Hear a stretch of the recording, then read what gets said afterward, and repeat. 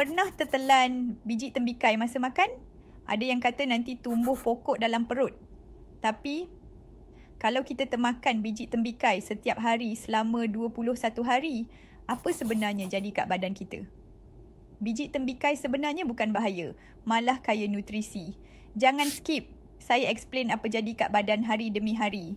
Kalau dikunyah atau ditelan setiap hari selama 21 hari, boleh beri manfaat kesihatan yang power, terutamanya kalau tubuh anda tengah perlukan sokongan hormon dan tenaga. Hari pertama hingga ke-7, badan mula serap nutrien tersembunyi.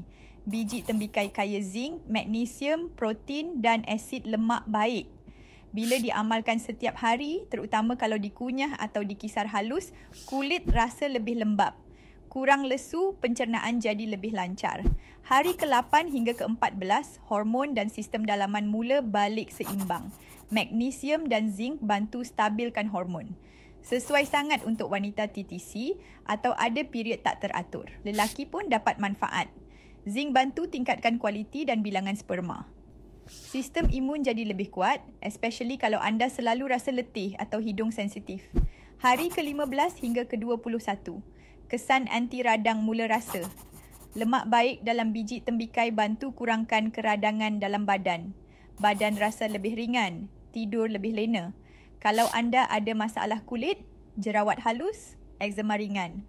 Mungkin nampak perubahan slow tu, fungsi ginjal juga disokong. Badan lebih mudah detoks semula jadi. Tapi ingat, ada syarat. Jangan makan biji tembikai mentah-mentah keras. Lebih baik kunyah, panggang ringan atau kisar. Jangan makan berlebihan, 1 ke 2 sudu besar sehari dah cukup. Kalau ada masalah buah pinggang kronik, elakkan pengambilan banyak sebab kandungan fosforus. So, kalau anda tertelan biji tembikai, don't panic. Kalau diamalkan betul, boleh jadi rahsia kesihatan hormon dan kulit anda. Pernah cuba makan biji tembikai macam snack? Komen saya pernah.